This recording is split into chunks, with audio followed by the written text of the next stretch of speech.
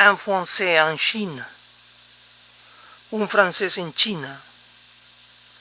Esas son las impresiones de un francés que reside en China y las razones que lo llevaron a vivir a este país oriental. J'ai le coup de foudre pour la Chine, comme on a le coup de foudre pour une fille. C'était en 1988, à la descente de l'avion, à l'occasion d'un premier voyage.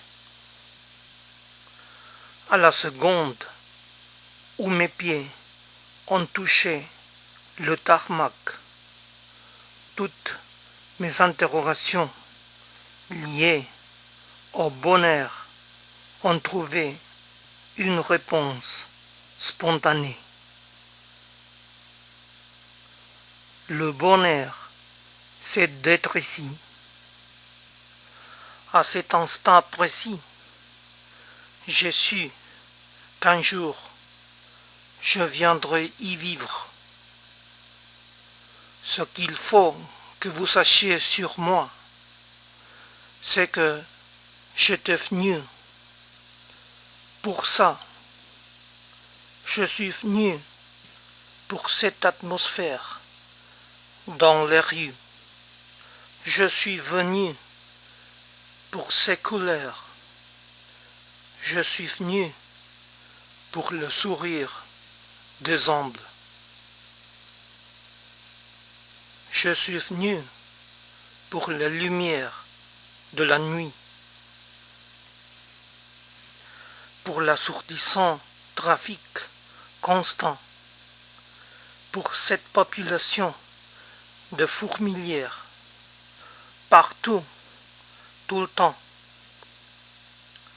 Je suis venu pour ce pays débordant de vie. Je suis venu pour ce pays qui ne s'arrête jamais. Et après quelques années passées en Chine, comme dans n'importe quelle histoire d'amour, la passion a fait place à l'habitude.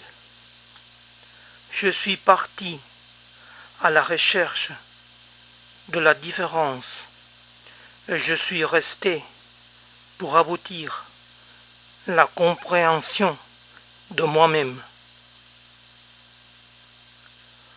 Pointer du doigt que je suis par les locaux avec ma couleur de peau différente, la couleur de mes yeux différente, ma texture de cheveux différente, l'expression de mon visage différente. Je suis resté pour cette culture plurimillénaire qui perdure. Je suis resté pour cette cohabitation constante entre une pauvreté garmondiste et une modernité high-tech. Je suis resté pour cette ambiance où la frénésie à faire des gains financiers pharaoniques côtoie des outils ancestraux. Je vis à Suzhou, dans la province du Jiangsu, à 900 km de Shanghai et à 1500 km de Pékin.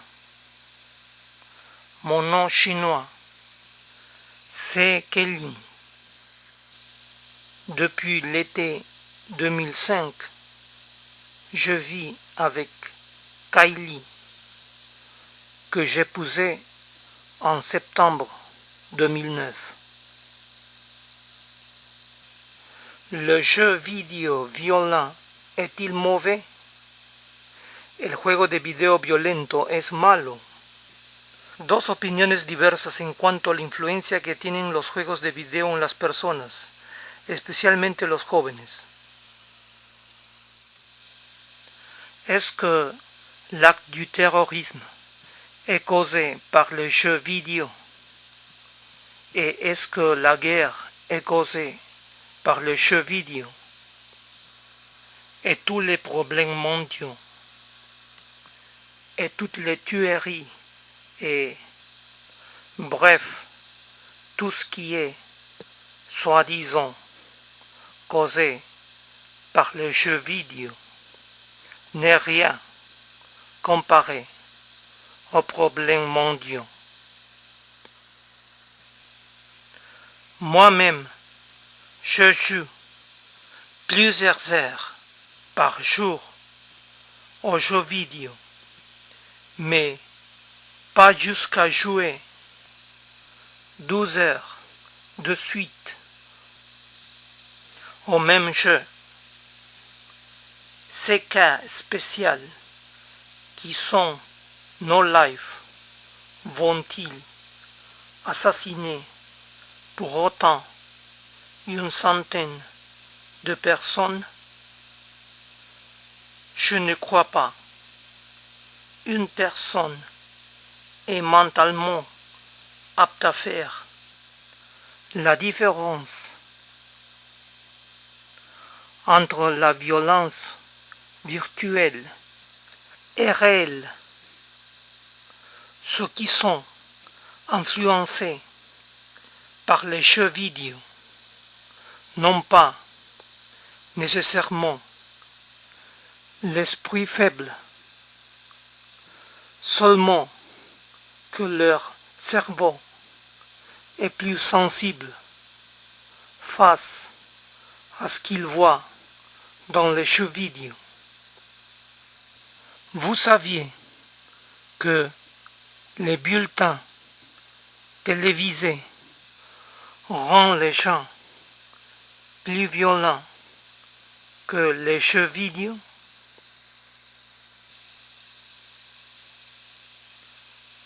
J'ai un fils qui aujourd'hui a 12 ans. Depuis le début de l'année scolaire, son comportement a changé.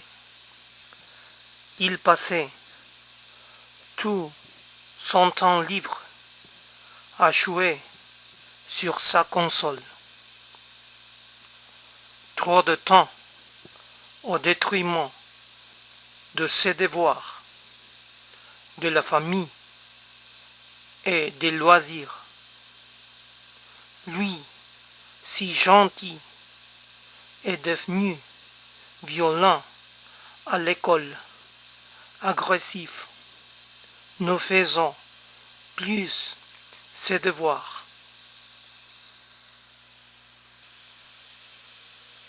Et commençant à mentir. Sa vie tournait autour de sa console. À l'école, tout explosait.